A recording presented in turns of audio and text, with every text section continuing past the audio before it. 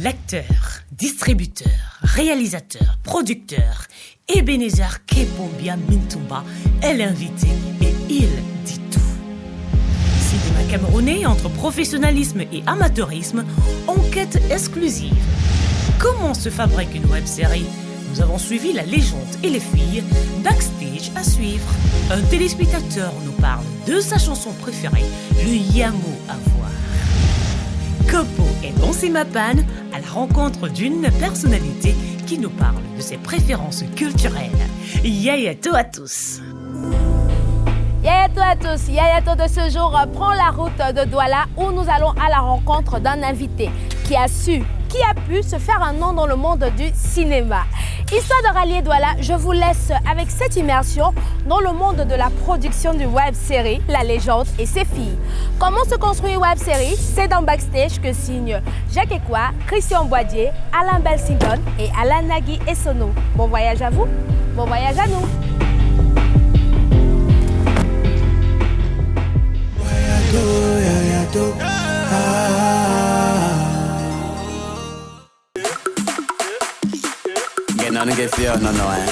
Carrément anonyme, jusqu'avant l'épopée des Bao, l'humoriste La Légende est passé de l'ombre à la lumière pour désormais être l'un des acteurs majeurs de la planète web-série Made in Cameroun. Diffusée principalement sur YouTube pour le bonheur des internautes. Ah papa, le maïs a les grands alignés comme le défilé des marquisats. Le tournage de la première saison de La Légende et les filles, son nouveau projet, se déroule à Yaoundé. C'est comme si on avait injecté seulement le sucre à l'intérieur. Entre conception et écriture du scénario d'un épisode, répétition des comédiens, les femmes volaient, plus que les oiseaux, les femmes volent. conditions de tournage, Action. la post-production et la mise en ligne du produit fini, nous vous promenons dans les coulisses de l'une des web-séries camerounaises qui lentement et sûrement écrit sa légende. Partenaire, il faut souffler dans la dame pour que le feu sorte.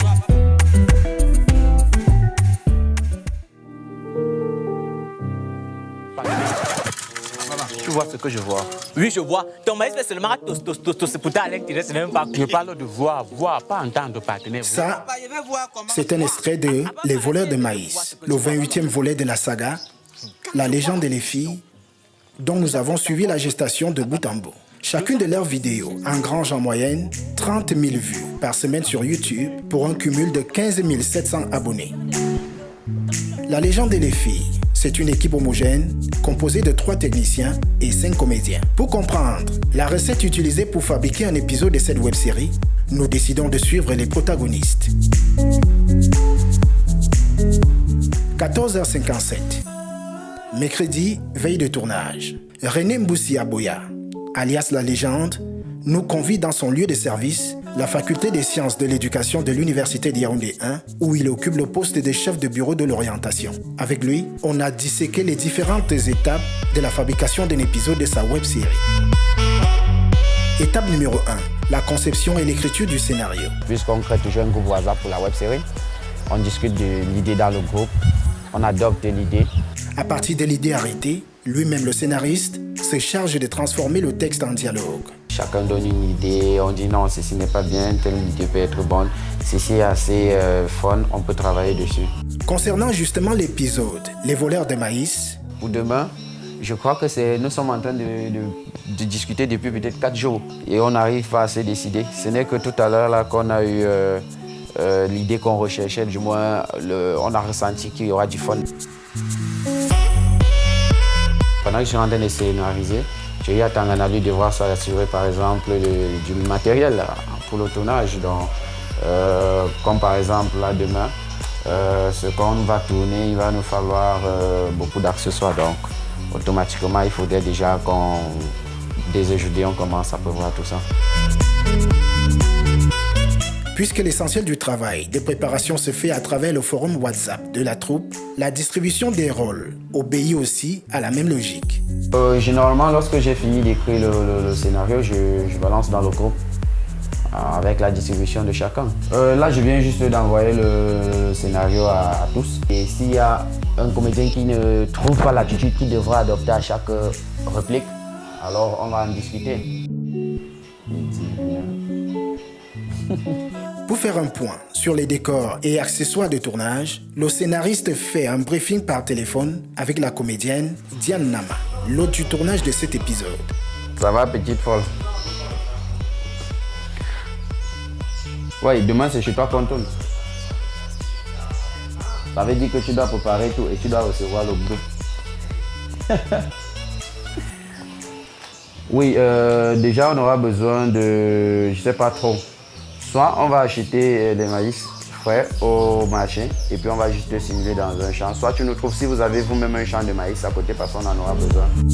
Voilà, là on vient de finir la première étape de la conception du 28e épisode de La légende des filles. Donc on se donne comme ça rendez-vous demain pour le tournage. Non, ça va aller vite. On dit 8 heures, ne soyez pas en retard, ok?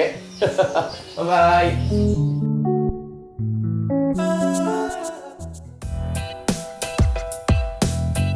Étape numéro 2, le tournage. 6h49. Jeudi, c'est justement le jour de tournage. Nous retrouvons la légende, le personnage principal, dans son domicile à la cité Kala, au lieu dit Monté Jouvence à Yaoundé. C'est nous qui le sortons de son sommeil. Bonjour. Bonjour, ma petite. Dans son salon, trône fièrement ses récompenses, un canal d'or et 7 distinctions pour avoir dépassé les 100 000 abonnés sur YouTube. Jason, on va. Je vais avec le fiston aujourd'hui, il doit apprendre.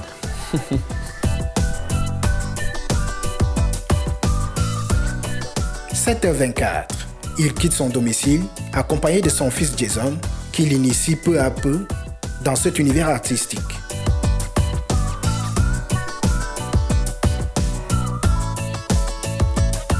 7h41, dans le taxi, direction le lieu dit Camer au quartier Liguesono, le point de ralliement de toute la troupe pour se rendre sur le lieu de tournage à Soa. Durant le trajet, il évoque quelques mésaventures liées à ses débuts dans ce métier. La première fois que j'ai animé mon bébé, le grand frère qui m'a appelé, il devait me donner 25 000. Il est go. Elle nous a recrutés, c'était sur, je crois, 8 épisodes. Et elle devait me payer 40 000. Je vivais à Oyumaban à l'époque, quand on sonnait là-bas. Donc pas d'avance, rien. Il marchait à pied de Oyumaban jusqu'à Nkolongo là-bas pour aller doubler. Et après le doublage, elle m'a doublé. 8h21. Arrivé au point de ralliement, la légende va à la rencontre du réalisateur Patrick Chinda, premier arrivé. Il a dit qu'il est assis quelque part là. Tu n'es pas venu avec quelqu'un qui va t'accompagner? Ah ok. Et c'est que tu as apporté le bon matos, c'est-à-dire la bonne pêche. Ça c'est l'équipe de Yayato. Ils sont rejoints par les comédiennes Suavabi et Olive Ndié. Il ne manque plus qu'un comédien et puis on va décoller. Puis le comédien Thierry Atangana.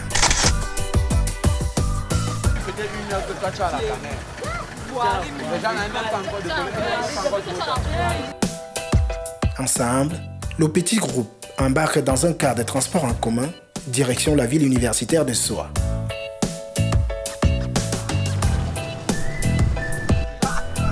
Dans le car, l'ambiance est bon enfant. Le scénariste et le réalisateur échangent sur le scénario. Tu as commencé à lire.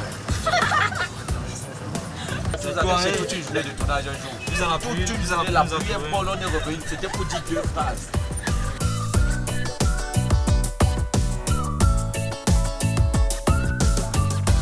Pendant que les comédiennes sont concentrées à relire leurs textes.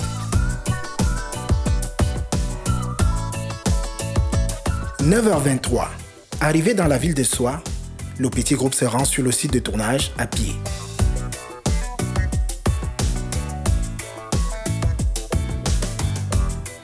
Le QG du jour, ce sera ici, et c'est la comédienne Diane Nama qui prête son domicile pour les besoins de la cause. Là, il est, je crois, 9h30 déjà. Rapidement, on fait les repérages pour savoir exactement où est-ce qu'on doit jouer. On rassemble rapidement les accessoires. Et lorsque tout est rassemblé, on peut maintenant se lancer à la première répétition, c'est-à-dire bûcher les textes avec les comédiens pour voir si tout est prêt. Et dès que tout est prêt, on va juste se déporter vers les sites qu'on aura choisis. Pour la recherche des accessoires, la légende va jusqu'à fouiller dans les poubelles pour trouver des boîtes. Des boîtes auxquelles ils parviennent à donner une seconde vie. Shiribari, show me the way I can go.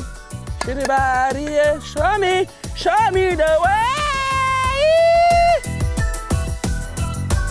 9h55, Thierry Atangana et la légende s'isolent un court instant pour enfiler leur costume. Rien n'est choisi au hasard. La vidéo que nous avons décidé de tourner, on adopte les personnages de notre enfance. Généralement, lorsqu'on était petit, on aimait fabriquer les grilles maïs avec les boîtes. On partait piquer un peu le maïs dans le champ des mamans du quartier et on grillait en tapant nos commentaires. Donc du coup, on s'est dit, ok, si on doit faire cette vidéo où le sujet nous ramène un peu à cette situation-là, il faudrait bien des tenues qui nous ramènent aussi à cette époque-là. Donc les salopettes, c'est ce qu'on portait déjà à l'époque. Pendant que les comédiennes se mettent en tenue de scène, les garçons en profitent pour laver leurs boîtes. 10h14, place aux ultimes répétitions. Elles vont durer 40 minutes. Et pendant ce temps, les deux techniciens du jour apprêtent leur matériel. Si je tombe sur celui qui a fait ça, il va me chanter l'hymne national de la Russie. Regarde le derrière de la petite là. C'est comme pour les blanches qui dansent souvent le twerk.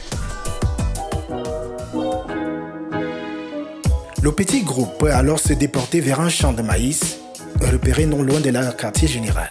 Ok, pour le visuel, on casse les Oui, casse. Ouais. Parce que si on laisse debout comme ça là, la caméra ne va pas voir que... 11h08, c'est le début du tournage proprement dit. Tu travailles sur le jour de la récolte, tu viens voler. Je sens que je vais assassiner quelqu'un. Quand je pense à la manière dont on a souffert. Il va réciter l'alphabet chinois en l'envers. Elle dit si elle voit mal. Mais il ne peut pas possible. Avec des scènes dont profitent les riverains, curieux et même ingénieux, comme ce petit garçon perché sur un arbre. Des scènes souvent perturbées aussi par les bruits d'une moto qui passe à proximité. Maman, les gens volaient notre maïs. Mais pourquoi les gens... Oh, la moto, comment on a fait le village de le bassin? Pendant que Diane Nama et Olive Ndié tournent la première scène, dans le premier décor, Thierry Atangana et la légende se préparent pour la deuxième scène sous le regard inquisiteur des badauds.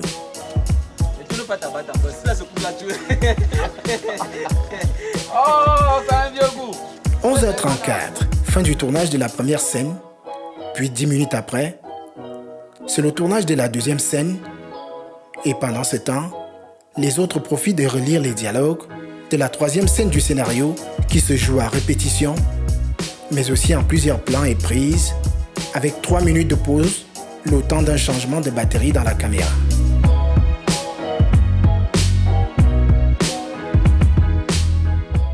Bonjour mesdames. Bonjour les filles. Ne nous embrouillez pas. Bonjour, et tu es loin d'être. 13h37, fin du tournage de la troisième scène, puis changement de décor. Pour se motiver, la troupe pousse la chansonnette.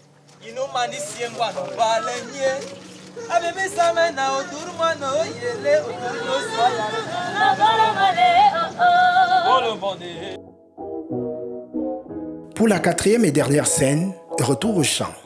Comment on va pas le paradis? Il y a quoi? Vous ne pouvez pas voir en silence. Allons-y. Ça va, le Kanimura. Je savais un jour que Dieu va te me donner. Je t'ai dit tout à l'heure que quand ça va pourrir, ça va sortir, non? Des voleurs comme ça.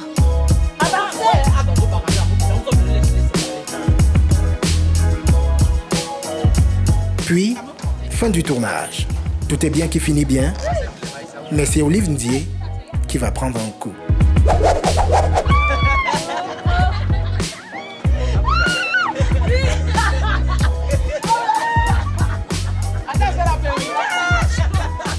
Voilà, on vient de passer pratiquement 4 heures de temps à réaliser la vidéo qu'on a commencé à préparer, à fouetter depuis hier. Voilà, on vient juste de finir et c'était pas facile. Parce que les textes, retenir, les rater, il fallait reprendre. Voilà. Donc on vient juste de terminer, donc maintenant rendez-vous pour le montage. La journée de tournage s'achève autour d'un repas bien mérité.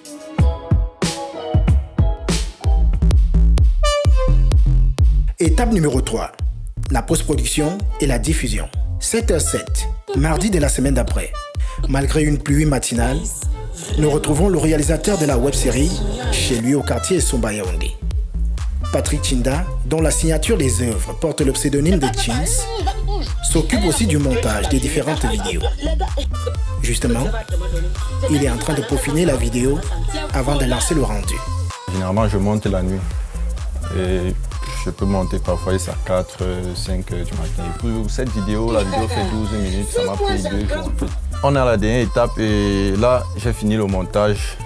Le rendu final, il nous reste 25 minutes jusqu'à ce que la vidéo ne finisse. Après, je vais l'envoyer au distributeur. Une fois son travail achevé et le PAD prêt, Chins peut alors passer un coup de fil au community manager. Oui, allô DG. Allô. Oui. Bon, j'ai fini le montage de la vidéo. Je t'envoie ça tout à l'heure. D'accord. Ouais, d'ici 1 heure de temps, tu auras reçu la vidéo. Ok. 9h06, quartier Mimoman Terminus. Dans cet immeuble se trouvent les bureaux du distributeur officiel de la web-série La Légende des filles. En tant que community manager, mon travail consiste juste à recevoir la vidéo. Je télécharge la vidéo et je la mets en ligne en fait. Nous saisissons l'occasion pour lui demander la stratégie employée afin d'atteindre sa cible et engranger un nombre de vues important sur une plateforme comme YouTube.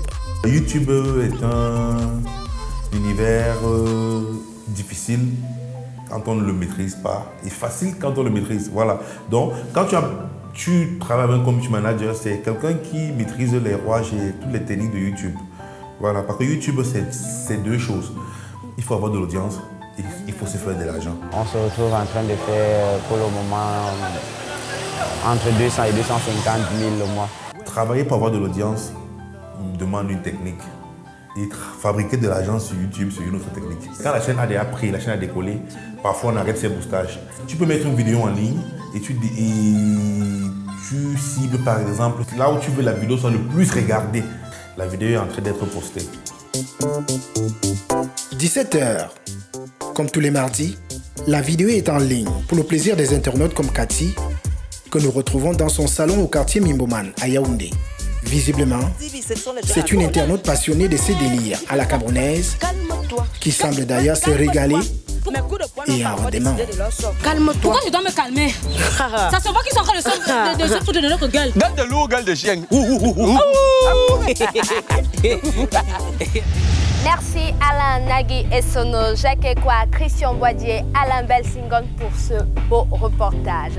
L'invité de ce jour, lui aussi a exercé un autre métier, enseignant, avant d'être le grand acteur, scénariste, réalisateur, producteur qu'il est aujourd'hui. C'est pour lui que nous avons fait le déplacement. Ben oui, il le mérite. Ebenezer Kepombia est l'invité. Yaya Mitumba. Merci beaucoup. C'est la mode. C'est la mode. Mitumba, c'est ceci. Mon sucre. Tu es belle pour moi, tu es chouette pour moi, mon cœur chante ton nom. Mitumba, c'est encore ceci. Mon fils, ne me laisse pas mourir, il faut me soigner. D'accord. Soigne-moi. Même le reste de la dot là, ne donne plus. Mitumba, c'est surtout ceci. Hey, patron. Bonjour. Quand tu pries, fais-moi au moins les battants. Si pendant ce temps, un bandit entre et me vole les marchandises, tu vas dire quoi?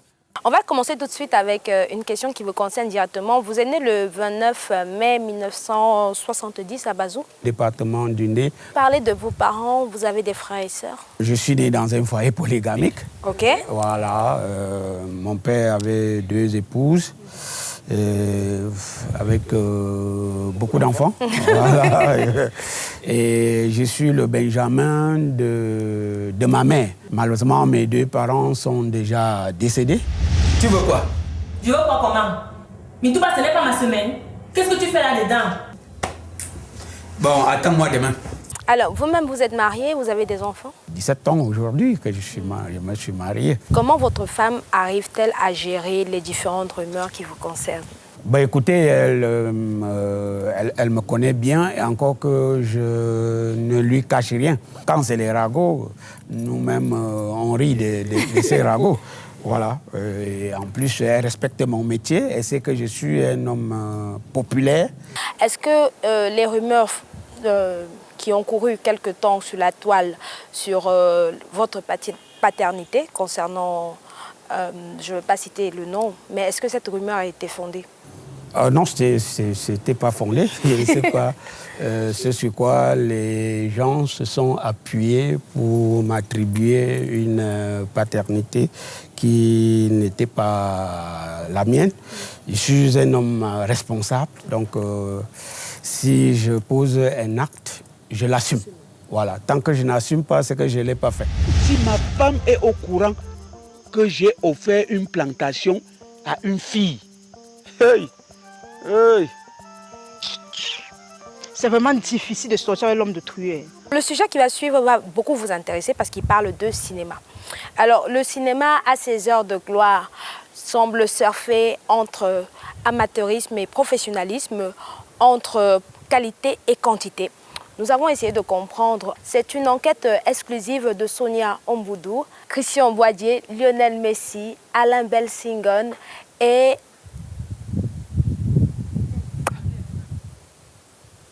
quelqu'un. Et quelqu'un.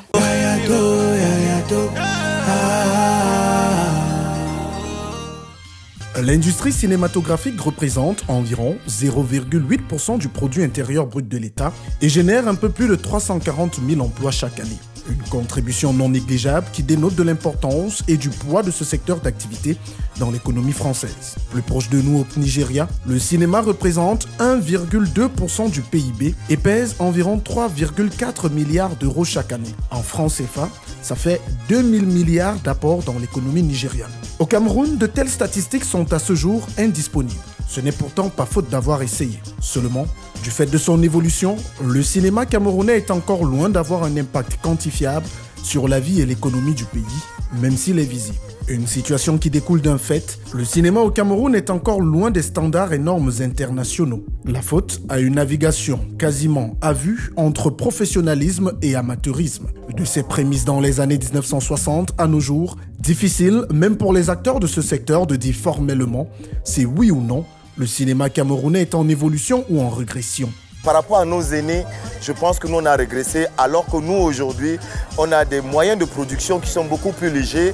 Je trouve que nous, aujourd'hui, on bavarde beaucoup, on propose peu, nous sommes pressés. Et par rapport à ça, je trouve qu'on propose des œuvres. Ça veut dire que galérer des mois et des mois pour voir des amis qui vont aider à loger, à nourrir les comédiens, les techniciens. Je veux dire que c'est du lobbying, mais c'est épuisant. Sarah, comme cadeau de mariage, voici ta Porsche. D'accord, chez nous, un film, ça n'a pas de prix fixe. Même à l'international, difficile de dire combien coûte exactement un film. Tout est en fonction de plusieurs facteurs liés à la production. Pour faire un film, par exemple, si il faut dépenser au bas mot, tu peux aller à 20-25 millions de francs. Or, 25 millions de francs pour te faire au moins 100 épisodes d'une série. Et ces 100 épisodes, tu peux les vendre dans plusieurs chaînes de télévision et tu rentres en possession de ton argent. Est-ce que je peux savoir ce qui se passe à la fin? Dans ce contexte, comment font donc les cinéastes camerounais pour produire des films? On se débrouille. Mon dernier film, par exemple, j'ai été accompagné par la francophonie. Mais avant d'arriver à ça, j'avais déjà envoyé plusieurs dossiers à la francophonie, je n'avais jamais été soutenu. Comment on peut trouver une formule qui nous permette de produire des films à petit budget, avec une qualité qui soit comparable à un film qui avait été fait avec un très grand budget? Donc là, ça demande de l'ingéniosité. C'est triste de le dire, mais vraiment, les cinéastes camerounais souffrent énormément pour financer leurs films. Il y a par exemple d'autres qui font dans les tontines, ou alors d'autres qui se privent de tout pour financer leurs films. Beaucoup font également appel aux producteurs étrangers pour financer leurs films. C'est par exemple le cas de Léa Malé avec son film Innocent, qui a bénéficié de la participation d'Akajou, de Canal+. Jurez-vous de dire la vérité, toute la vérité et rien que la vérité. Je le jure. Je le jure. Il n'y a même pas de salle, puisqu'on sait que généralement c'est à travers les salles que les cinéastes gagnent de l'argent. Il n'y a pas de salle, ou alors il y a des salles mais les gens n'y vont pas.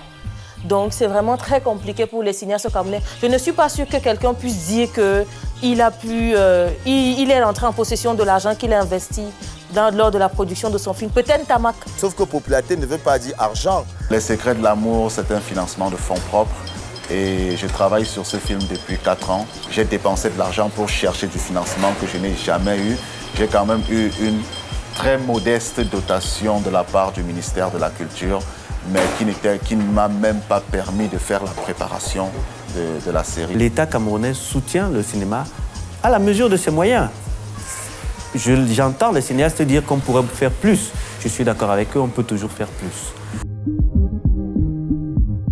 Des cinéastes obligés de s'autofinancer, cela questionne la participation de l'État au financement de l'industrie cinématographique. Au Burkina Faso comme au Nigeria, même si celle-ci a considérablement diminué avec le temps, l'apport des États à l'essor du cinéma reste considérable.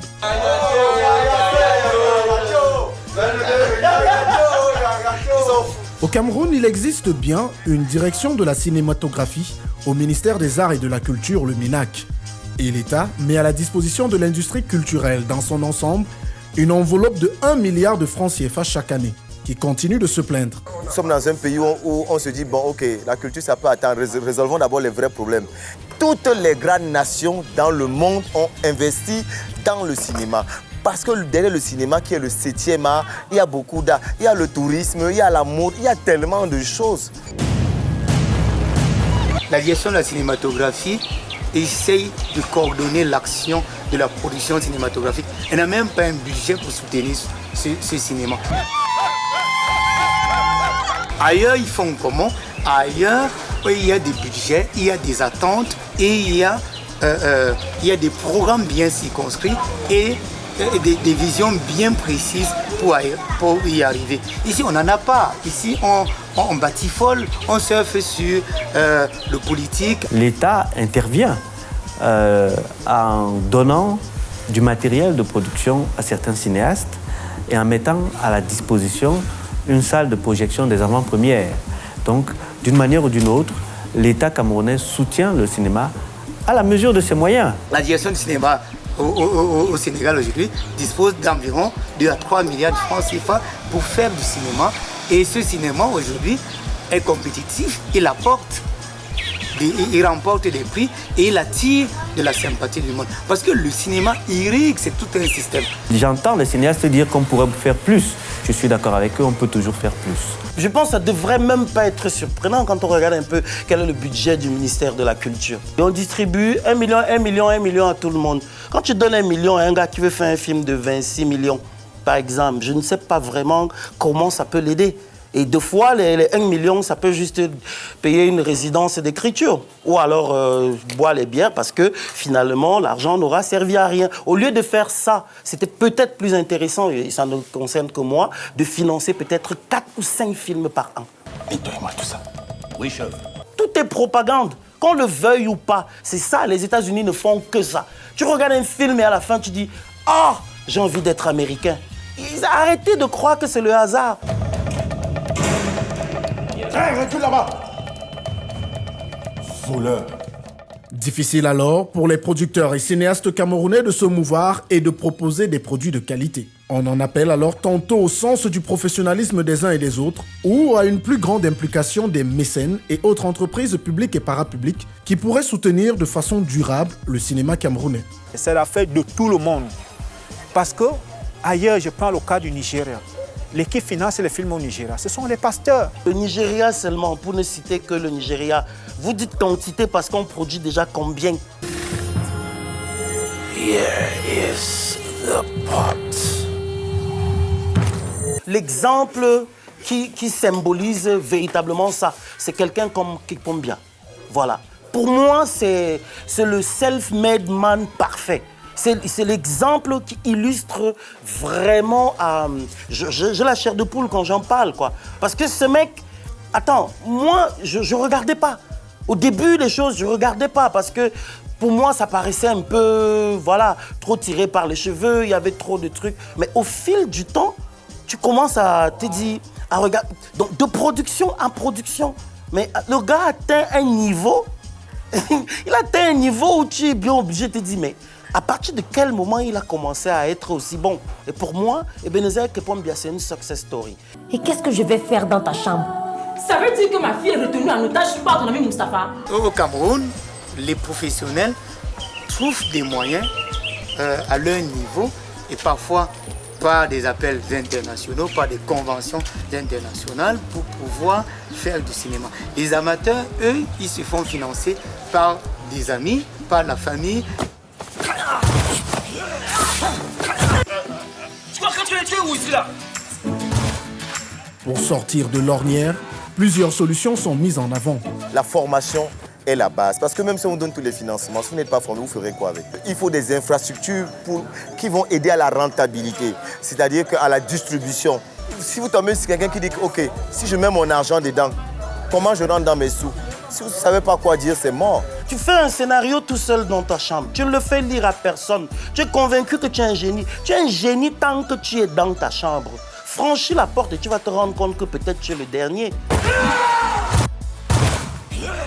Prendre le temps de se former et s'entourer des meilleurs. Faisons la promotion de notre culture, l'effet de notre société. Vous allez voir d'ailleurs que chaque fois qu'on a fait un film, vous voyez comment les gens sont accros, parce que chacun se reconnaît. Nos dirigeants là, ceux qui sont dans leur bureau doué là, ils ont les solutions même mieux que nous autres. Il me souvient en 2016, je crois, entre 2015 et 2016, nous étions invités à un atelier à Boya, organisé par le ministère des Arts et de la Culture, atelier de relance du plan triennal pour le développement de l'industrie cinématographique au Cameroun. 4 ans après, rien n'est fait. C'est vrai que nous sommes en train de travailler sur ces textes-là.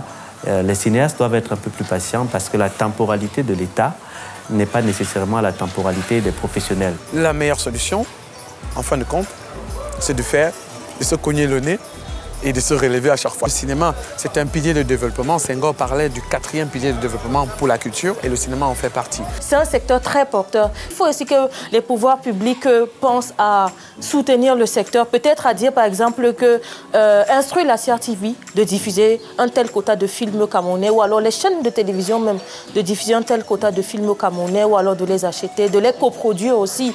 Il faut aussi que les entreprises essaie aussi de soutenir le secteur parce que c'est un secteur très très porteur. Et en ce qui concerne les cinéastes camerounais, vraiment il faut qu'ils aillent se faire former. Il faut accompagner la créativité. Il faut encourager les opérateurs économiques à investir dans l'industrie du cinéma. Lorsqu'on aura des salles de cinéma, on aura à nouveau une industrie, la chaîne va reprendre. En attendant, les cinéphiles camerounais continuent de déguster la production locale, qu'elle soit professionnelle ou pas, tout en invitant à plus de sérieux et de respect des normes dans la production des films camerounais, afin que quantité rime avec qualité. Tu connais la vérité. Je suis du cinéma au Cameroun. Écoutez, le cinéma camerounais aujourd'hui est en train de progresser. Et il faudrait surtout, pour que le cinéma camerounais avance, que les gens se mettent ensemble, que les producteurs fusionnent leurs forces pour produire une œuvre de qualité. À 99,99%, tous les réalisateurs camerounais sont en même temps leurs propres producteurs. Mais vous avez fait de belles rencontres dans le cinéma camerounais depuis vos débuts. Oh, bien sûr. La première fois que j'ai rencontré M. Ebenezer Kepombia, Mitumba, si vous voulez, c'était sur le projet du réalisateur Alphonse Béni. Nous étions pour le tournage du film L'amant de Sedan. Après cela, j'ai été contactée pour jouer quelques scènes dans sa série Ennemi intime. Ensuite, ils m'ont encore contacté pour venir faire le casting de la série Cercle vicieux ou Belle-Mère, où j'étais retenue. Donc j'organisais un fauteuil tous les week-ends, tous les vendredis. Et là, j'ai proposé, je dis, ben, pour moi, je pense que Ebenezer Kepombia, c'est le self-made man, c'est un exemple à suivre. Alors, et si on l'invitait dans le fauteuil, et là, il est passé, et je vous assure, il a bluffé plus d'un. En fait, je regardais ces séries, ou alors les séries dans lesquelles il jouait depuis longtemps sur Canal 2 International, avant de le rencontrer pour la première fois en 2015, je crois. C'était lors de la 19e édition du festival Écran Noir. Ebenezer Kepombia dit Mitumba, c'est un ami de longue date parce que je pense que lorsque la chaîne Canal 2 commençait, nous étions à Yaoundé, ils étaient à Douala. Mais nous étions plus populaires à Yaoundé parce que quand nous on arrivait à Douala, ils nous accueillaient, ils étaient fiers de nous voir et on a gardé ce contact. Mais ce que j'apprécie, c'est ce monsieur, c'est qu'il est resté égal à lui-même. Il est resté égal à lui-même parce que quand tu l'appelles, même s'il est minuit, il décroche son téléphone. C'est une fierté. Je pense qu'ils disent la vérité. C'est des gens qui ont commencé longtemps avant nous. Alors revenons un peu sur vos études. École maternelle, école primaire et secondaire, premier cycle. Oui. C'était à Bazou. Puis je suis allé à Bafoussam. J'ai fait la seconde à Bafoussam. J'ai fait première et terminale ici à Douala. Après, j'ai fait les universités de Yaoundé et de Douala. Avec ton handicap, tu tentais toujours à vouloir aller à l'école. Tu as vu un enfant comme toi là-bas. Hey! Hey! Alors, vous êtes de formation professeur d'allemand. Oui. Oui. Alors, et vous avez donné cours où et pendant combien de temps? Près de 10 ans. J'ai enseigné au lycée d'Oyac, au CES de Brazzaville. J'ai enseigné au collège La Roche, au collège Kwimi. J'ai enseigné au collège Moa. J'ai enseigné également au lycée de Bonamoussadi, le lycée d'Aquanon. Voilà. Et j'ai enseigné à KSA. J'ai enseigné les Mukanjo, Mandjek, ce sont mes élèves. Alors pourquoi avoir abandonné la craie pour le cinéma? Moi, j'ai choisi enseigner et le cinéma m'a choisi. J'ai fait les deux. Oui. Et c'est quand ça devenait plus vraiment plus important, il y avait une charge, beaucoup à faire. Bon, il fallait faire un choix et j'ai fait le choix de la nature. Il est enseignant, mais il avait sa passion en lui depuis. Et il est venu dans un univers où personne ne pouvait imaginer un seul instant qu'il pourrait aller loin. Mais son humilité a fait toute la différence. Et quand on pense que ce mec a commencé devant nous, comme les blagues, il était professeur, il a plaqué tout, il a commencé. Au départ, on rigolait, ouais, c'est des choses du Canal 2 et tout et tout. Hey, aujourd'hui, on est bien obligé de dire chapeau bas. Et pour moi, je pense qu'on devrait plus s'atteler à se poser les bonnes questions. Comment le mec fait pour réussir? Comment il a fait pour en arriver là? Mais trop d'aigreur. Ils disent la vérité. Moi, je ne suis pas un cinéaste formé. Je suis un autodidacte. Quand je commence ce métier, je ne sais même pas comment ça se passe. Je ne connais même pas comment on fait une scène, comment on se place devant une caméra. Mitumba, tu viens d'évoquer un sujet très important. On va à route. Mon amour pour le cinéma est parti de la carte de 5e, parce que j'étais un peu turbulent. Et le surveillant général m'a puni en 5e en me disant que je dois écrire un sketch que je dois présenter lors de la semaine culturelle. Pour lui, c'était une punition. Et c'est de là que tout est parti. Je suis allé écrire un sketch intitulé « Le Boy ». Et vraiment, puisque moi, étant au village, j'ai écrit un truc sur les boys. Au village, ça n'existait pas.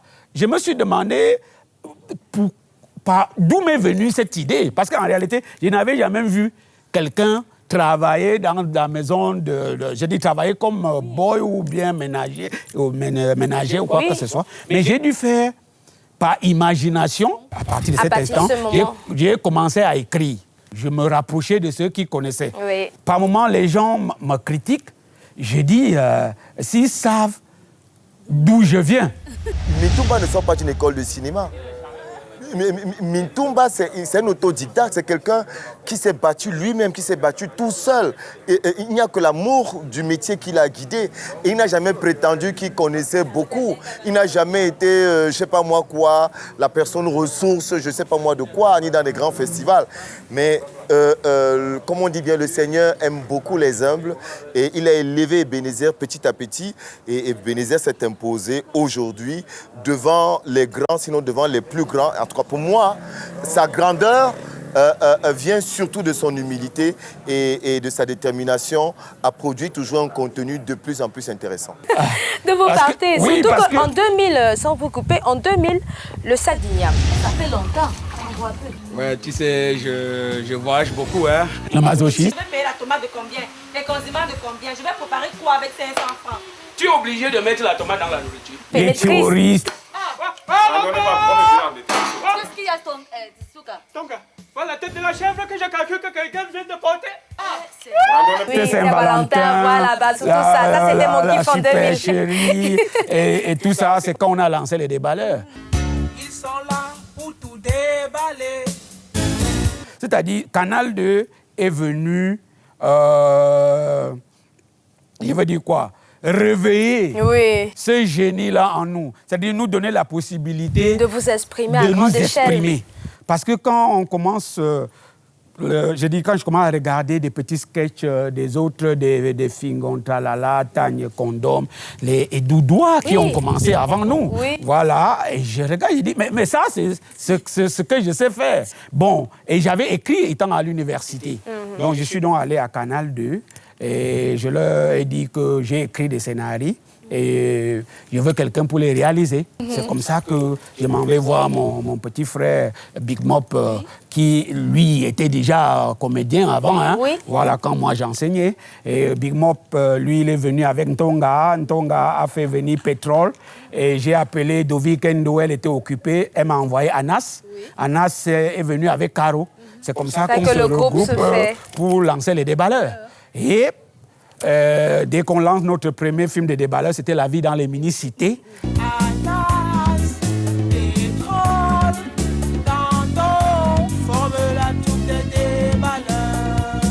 Et c'est Canal 2 qui produisait. À un moment donné, nous, on était des employés de Canal 2. Oui, parce qu'on était des salariés, on était payés. Et comme j'étais ambitieux, j'ai dit non, écoute, la télé, qu'est-ce qu'elle nous apportait? C'était nous donner du matériel et un peu de moyens pour produire.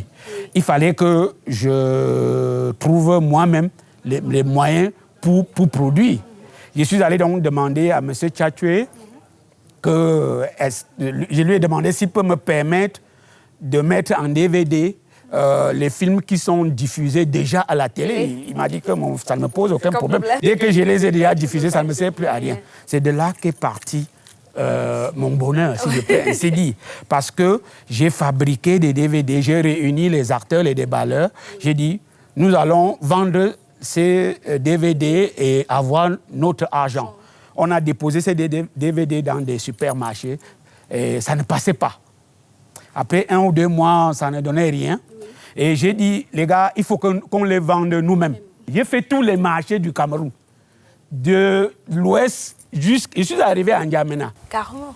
Pour vendre les DVD. C'est-à-dire, je suis parti de Yaoundé, Ngaoundé, pas à Garoua, Marwa, Mawa, Kousseri, jusqu'à N'Djamena pour vendre les DVD. Les gens se sont moqués de moi.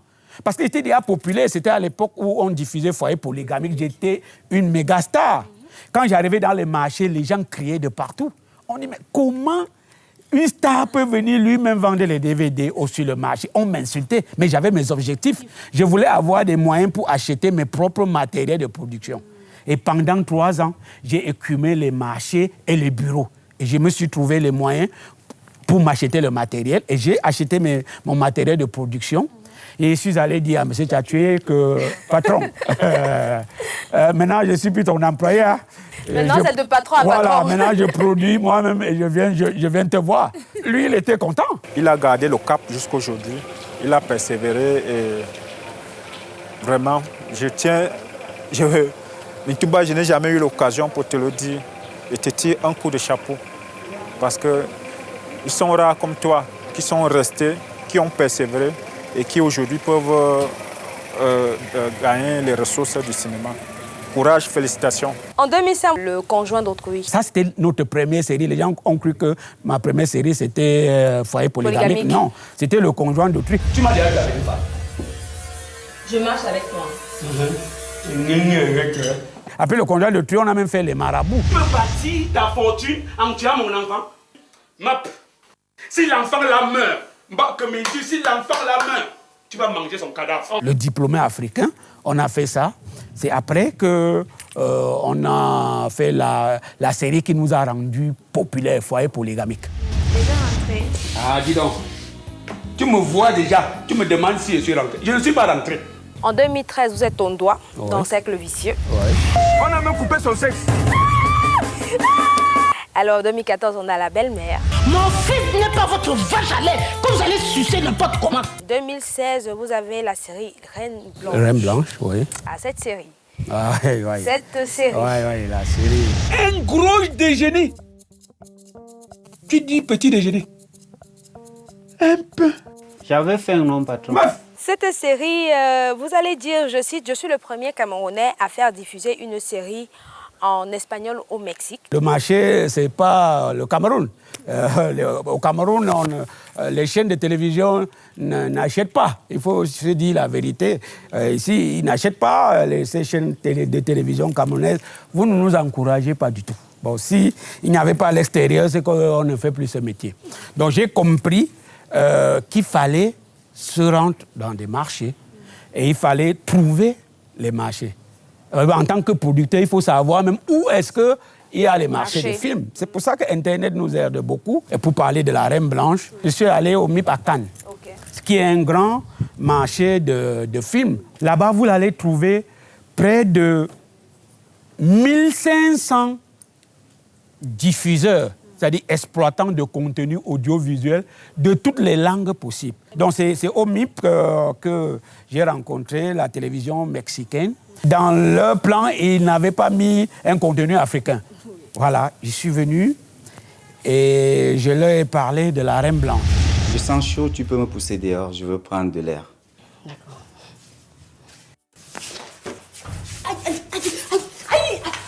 Tu rentres du marché à quelle heure, madame? Ça les a intéressés et ils m'ont demandé si ça pouvait être doublé. Un jour, j'ouvre mon mail, on dit offre d'achat de la série La Reine Blanche, version espagnole et tout. Il faut tel nombre de temps pour doubler et nous présenter les 3 premiers épisodes. Si le doublage est bon, nous sommes OK. Et tout est parti de là. De toutes ces productions, bon, je crois que j'ai eu un faible pour La Reine Blanche. J'ai eu un faible pour La Reine Blanche. Voilà, mais moi je pense que de Mintumba, ce que j'admire le plus, comme je vous ai dit, hein, c'est sa détermination, œuvre après œuvre. On sent qu'il innove, on sent qu'il met les moyens, on sent qu'il habille mieux ses comédiens, mieux ses techniciens. C'est un modèle. Moi, vraiment, je parle dans le modèle de la production. Tu vois ce que je veux dire? C'est le modèle de la production. C'est cette capacité à quitter de rien pour faire des choses. Ça me permet de dire quelque chose, c'est que quand on est producteur, on est avant tout un investisseur.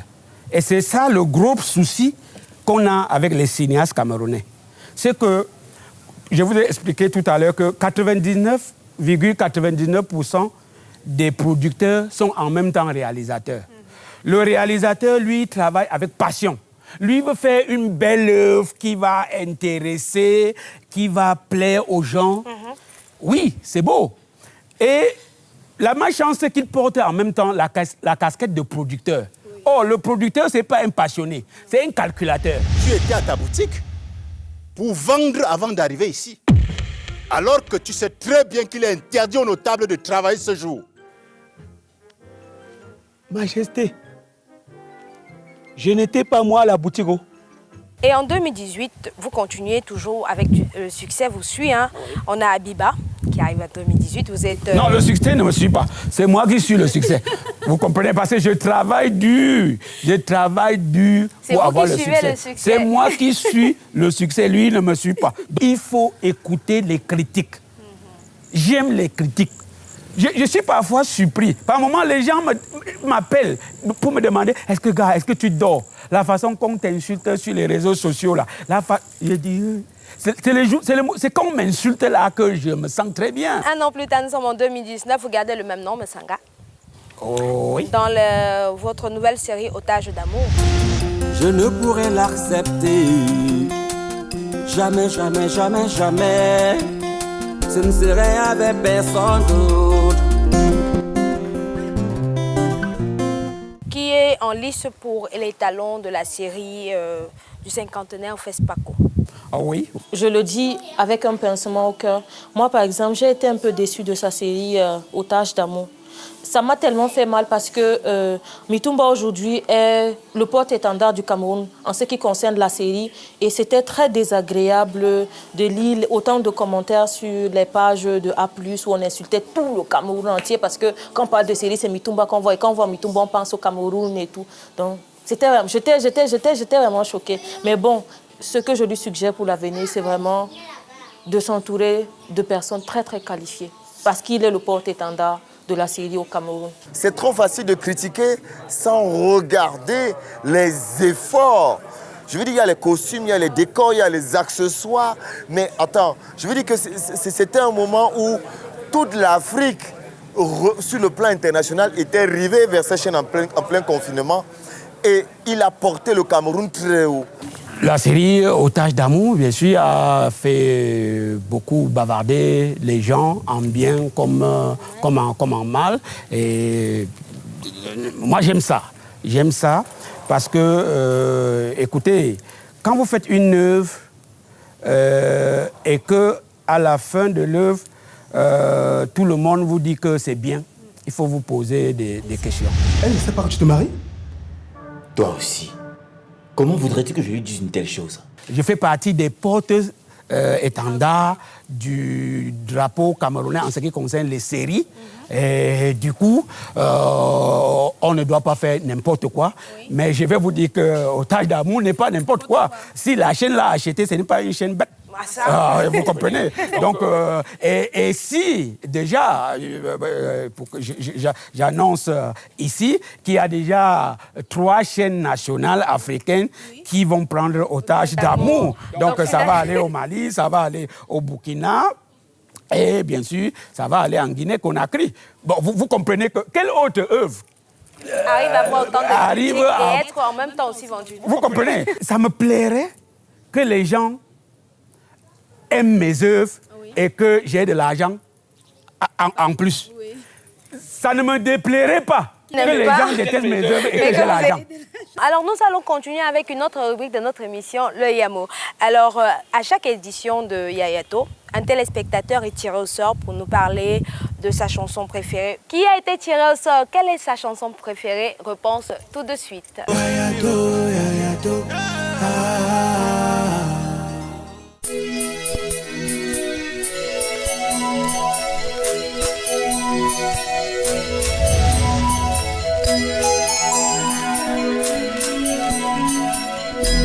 Ma chanson préférée, mon Yamo, c'est ceci. J'écoute ces chansons le soir en bûchant. Nanom, wenu, goya, nila, benyana kinyo. En dormant, même dans mes rêves, j'écoute cette chanson.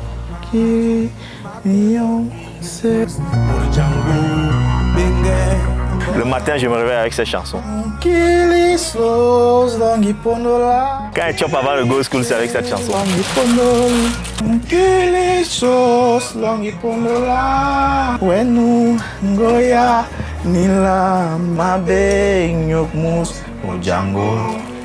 Même quand je m'habille, c'est avec cette chanson.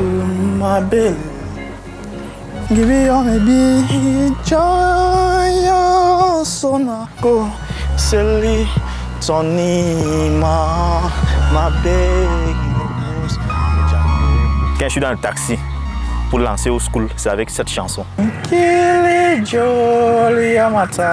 Si on parlait, vous, de votre Yamo, quelle est votre chanson préférée ou votre chanteur préféré? Chanteur ou chanteuse, hein? Toutes les musiques camerounaises, les vrais Bikouti, les vrais Bensikin, les vrais Makossa et les musiques actuelles. Quand nous, on va en boîte, écoutez, on ne fait pas la cinquantaine, on danse comme les jeunes de 18 ans.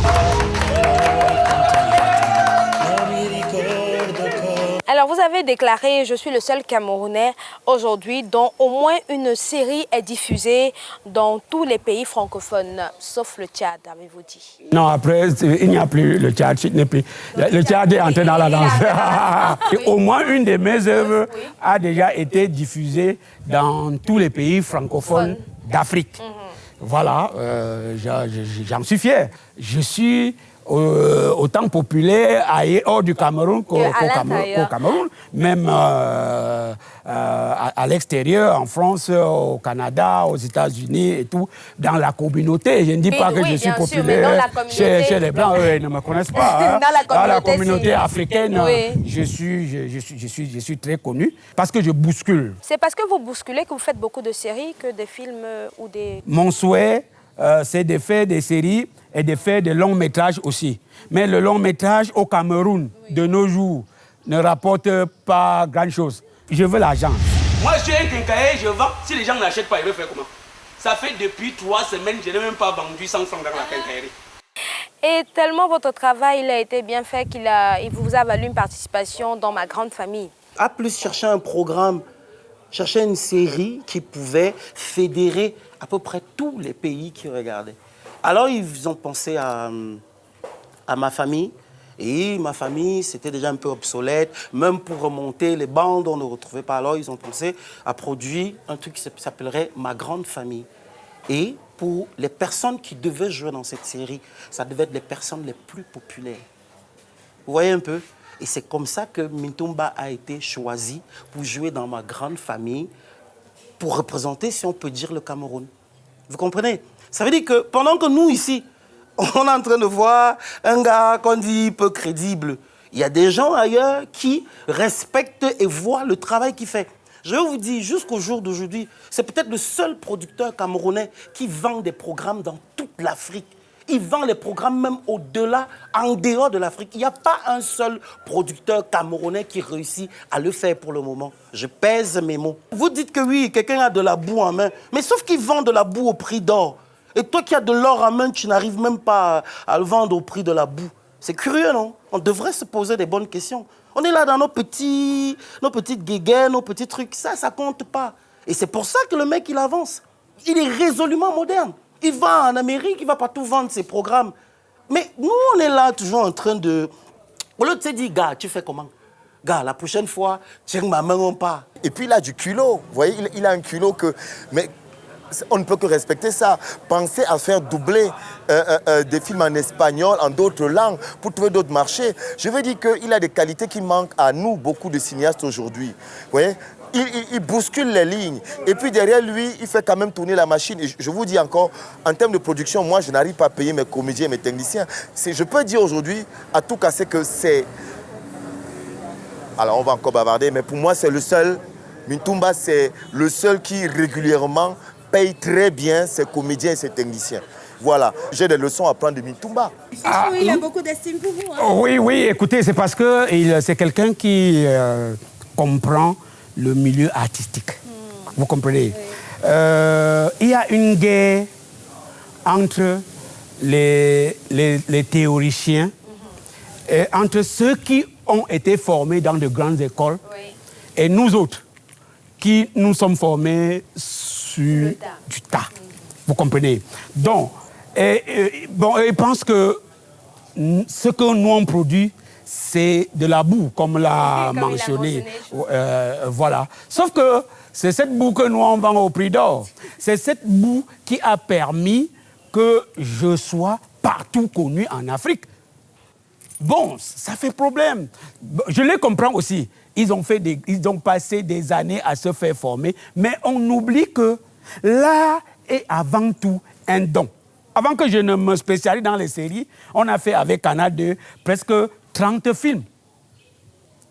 Même si c'était les films de boue, comme les gens appellent, ça nous donnait de l'expérience. Mon premier film que je fais, La vie dans les mini-cités, je ne sais même pas comment on monte un film. Moi, je l'ai écrit et on tournait ce film dans l'ordre d'écriture.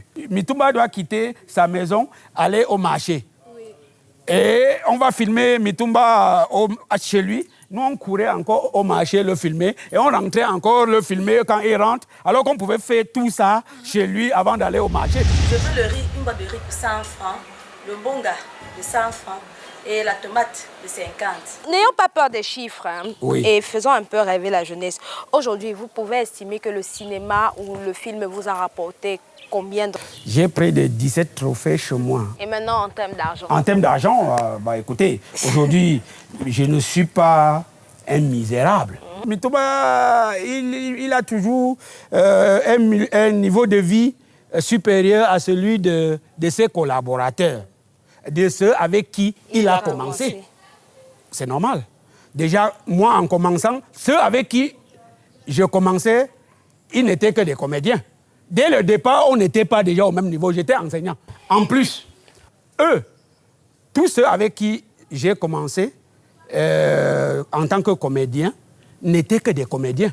C'est-à-dire, moi, j'étais à la fois scénariste, comédien. Et plus tard, je suis devenu scénariste, réalisateur, producteur, distributeur, comédien. Les gens avec lesquels j'ai commencé, ils ont trop dormi. Je pense que lorsque la chaîne Canal 2 commençait, nous étions à Yaoundé, ils étaient à Douala. Mais nous étions plus populaires. Quand on m'a fait jouer dans ma grande famille, je n'avais pas le cachet des acteurs nationaux ivoiriens. Vous comprenez? Moi, je suis venu en guest star, un acteur international. Mais aussi de nouveaux talents venus de toute l'Afrique, tels Ebenezer Kepombia. Vous avez le chic pour trouver les bons endroits. Nous, on a notre chef Mapan. Et comme à l'accoutumée, il va à la rencontre d'une personnalité qui nous parle de ses préférences culturelles. Donc, suivons le guide.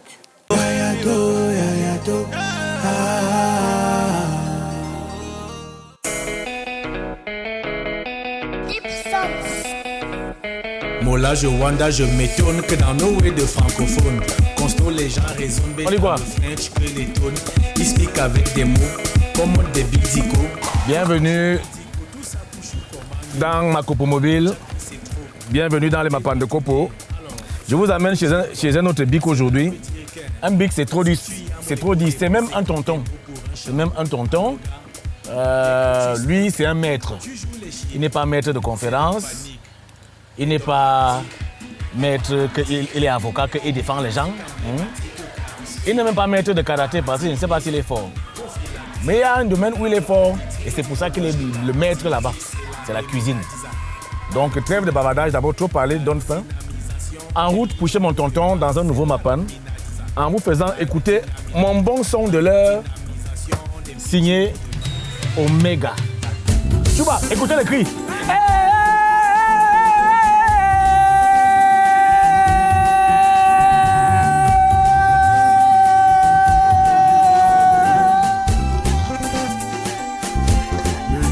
Je ne fais pas la politique. Coup de tête. On m'a dit que. Et si Dodi. Chubo. Le Chubo, c'est le modèle. Tous mes encouragements, mon grand frère, petit pays, qui passe des moments difficiles, mais je crois qu'il se remet au fur et à mesure. Grand frère, tu nous as donné la force d'y croire. C'est grâce à toi que nous aussi, on a rêvé chanter un jour, passer à la télé et conduire la voiture. Dinga George. Pamela Boy. Il avait toujours des noms pour Didier, la star d'Hollywood, Dinga George, Alain Joker, toujours des noms des personnes qu'on ne connaissait pas, mais qui étaient là devenus des stars pour nous. Parce que c'était les noms que Petit Pays citait. Et quand Petit Pays te citait, tu devenais important. Tu draguais une petite, elle acceptait seulement. Voilà les mains. Tournez les reins. Tournez. Oui. Salut mon frère. Carrefour et Ban, c'est où? Oui. C'est encore devant, hein? D'accord, merci.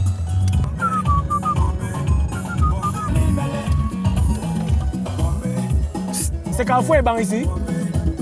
C'est encore devant? Pour aller chez mon tonton, là, c'est tout un voyage. Yayato, là. Voilà. Ah, c'est Yayato, je vois. Et le cours d'aujourd'hui, c'est les Mapan de Copo. Musique. Tu écoutes quoi? Ces derniers temps, particulièrement Sanzi Vianney. Quelle chanson de Sanzi Vianney?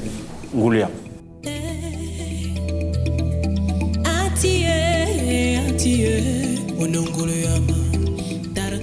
Ça veut dire ma force, j'imagine.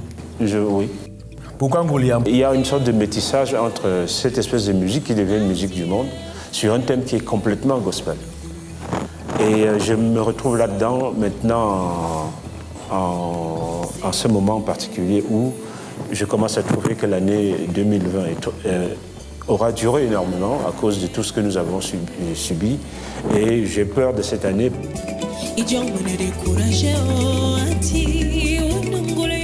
En deuxième choix, tu écoutes quoi? C'est plutôt nigérien. Excess Love. Bah, c'est pareil. C'est que j'ai nettement le sentiment d'être un privilégié. Encore une fois, avec le reste un pauvre Camerounais de sa génération. Donc, je penche sur ce que j'appelle l'hymne du Makossa. C'est Henri Diop qui a fait... Henri Diop? Il me semble bien, tu me reprendras si ce n'est pas lui, parce que je pense que sur le Cameroun, tu es un collab.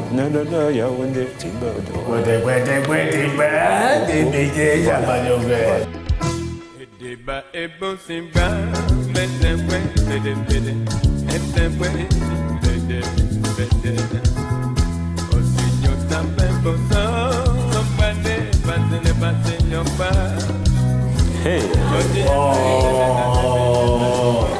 Tu vas au cinéma, j'imagine? Cinéma, je suis très très peu cinéma. Shocking Asia.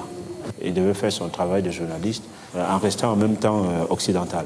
Un deuxième choix, cinéma? Naturellement, pour le professionnel que je suis, il y a quelque chose, d'ailleurs, il faut que je le fasse voir à toute la classe, ce film de Juliette Roberts. Comment vous appelez? Comme ça vous fait plaisir. Petit Woman, je crois qu'elle joue un rôle de prostituée, tout ça là, après... Ce qui me plaît là-dedans, c'est beaucoup plus comme elle aborde la vie bourgeoise, comme elle aborde, je veux dire, quelqu'un qui vient de nulle part et qui doit, comme on parle au Cameroun, se comporter avec toutes ces belles maladresses. Un troisième choix? C'est camerounais. Oui. C'est de, je crois, Arthur Sibita, La guitare brisée. La guitare brisée. Ils avaient des titres à l'époque. Qu'est-ce que tu lis? J'ai relu un livre que j'avais pourtant étudié à l'école de tourisme. C'est Vendredi ou les limbes du Pacifique. Quelqu'un va lire Vendredi et les limbes du Pacifique. Pourquoi pas? Enfin, Limbe, c'est pas très loin parce que presque toute la tragédie se déroule dans une île. C'est quoi ton bouquin numéro 2? On a le droit d'être sincère? Oui, c'est-à-dire que si tu veux dire que tu as lu Revenge pour Nathalie, quoi, tu es mon tonton, hein? Mais non. Sois sincère. Non, pas Revenge Porn. Moi, j'ai beaucoup aimé ce bouquin. Il y a un ouvrage qu'on ne lit pas assez. Pourtant, qui a beaucoup d'intérêt. J'ai envie de dire, c'est simplement ou bêtement le libéralisme communautaire.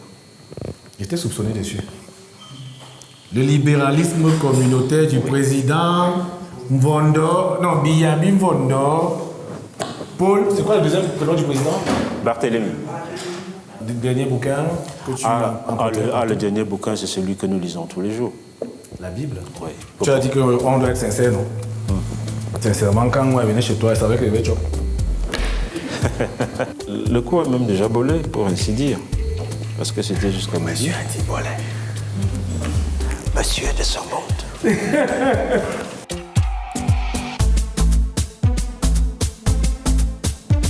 Bon, on fait comme ça, non? Laissez-nous tranquilles. L'oncle a dit qu'il me bring au resto, c'est une place. On est ensemble.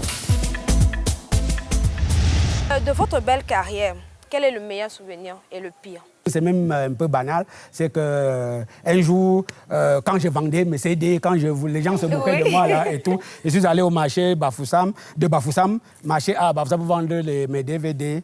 Il y a une maman qui m'a giflé pour me dire que je menaçais beaucoup Mado dans la série, elle m'a giflé. Je ne mangeais pas. Je ne mangeais pas. Alors, quels sont vos projets à long et à court terme? Je travaille sur la série Madame, Monsieur, oui. Voilà, qui est à la mode en ce moment. Et je crois que je prépare la saison 2 de la série. Et puis, après cette série, je vais faire une autre qui est un peu internationale, une série qui sera tournée à la fois en Afrique et en Occident. Ça fait 3 ans que nous sommes ensemble, sans acte de mariage ni dot. Tu es malade dans ta tête. Tu vis chez moi et tu refuses de me satisfaire? Votre émission contribue à faire rayonner la culture. Je crois qu'on a besoin des émissions pareilles pour que le cinéma vive, pour que la culture en général vive. Pour ça, je vous tire un coup de chapeau. On a un petit cadeau pour vous que vous pouvez découvrir si vous le souhaitez. Ah, je découvre oui. Ça ici, là? Oui, si vous le souhaitez. Ça vous permettra de mieux réfléchir à la conception de vos nouveaux projets. Très bien, je vais prendre un bon café avec un bon thé. Merci beaucoup. Je veux juste te dire bravo. Bravo pour tout ce que tu fais pour le cinéma camerounais. Et je sais que tu peux encore faire mieux.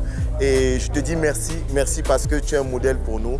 Tu nous donnes, nous, envie. Tu es un modèle d'humilité et de détermination, de bravoure. Et tu nous donnes, nous, en tout cas, envie de nous remettre à chaque fois en question. Ça m'a vraiment fait plaisir de travailler avec toi. Et je pense que pour moi, tu représentes un peu l'espoir, quoi. Sincèrement, tu es un exemple, quoi. Pas que pomme, on t'adore. Pardon, défends bien les couleurs du Cameroun. Le pays compte sur toi. Depuis 2004 que je te connais, tu t'es jamais découragé. Tu n'as jamais eu peur des obstacles. Tu es d'un courage inestimable. Et aujourd'hui, là, je ne te l'ai jamais dit. Je dis déjà félicitations pour tout ce que tu as fait et que tu continues à faire. Mais il faut que tu gardes ton courage et que tu continues dans la même lancée. Merci beaucoup. Yayato était à Douala, Ebenezer Kepombia alias Mitumba. Alias le polygame. Alias le polygame était notre invité. Yayato, on va faire le clap de feu ensemble. Yayato, coupé.